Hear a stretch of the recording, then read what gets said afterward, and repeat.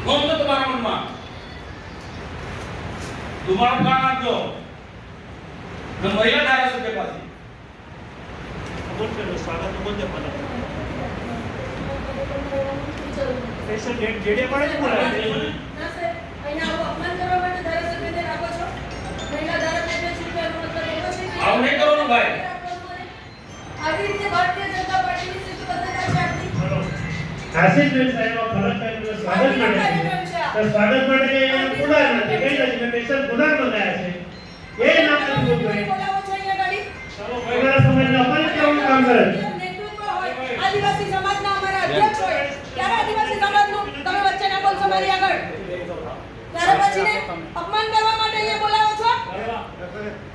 ના સાહેબ તમે પ્રભારી મંત્રી છો ને તમે જુઓ છો સવારથી કાર્યક્રમ કેવી રીતના ચાલી રહ્યા છે અમારું અપમાન કરવા માટે બોલાવો છો તમે વ્યવસ્થા માટેનો મામલો આ ચૂંટણીમાં જીતાઈને આવેલી છું કોઈ ઉપરથી પેરાગ્લાઇડિંગ કરીને નથી આવી હું અહીંયા મારા વિસ્તારના અધ્યક્ષ છે મારા આદિવાસી મોરચાના અધ્યક્ષ છે ના સાહેબ આભાર આપનો થેન્ક યુ આપે મારા માટે લડ્યા એના માટે ખૂબ ખૂબ આભાર સર્વે જનતાનો પણ અને આપ સર્વે નેતૃત્વનો પણ કોણ કહી નાખે આ પેલો છે ને કોણ મહામંત્રી છે?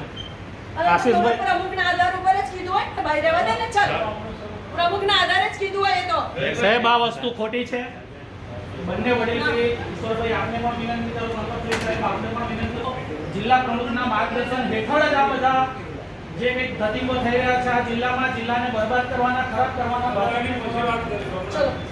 રહેવા દે કોઈને કહેવાનો કોઈ મતલબ નથી આ બધા લોકોને છે ને આખા ગાંધારીની જેમ કાંટા બાંધેલા છે બધાને આદિવાસી સમાજની કોઈને પણ એવું નથી આદિવાસી સમાજ જાય બાળમાં બધાને એવું છે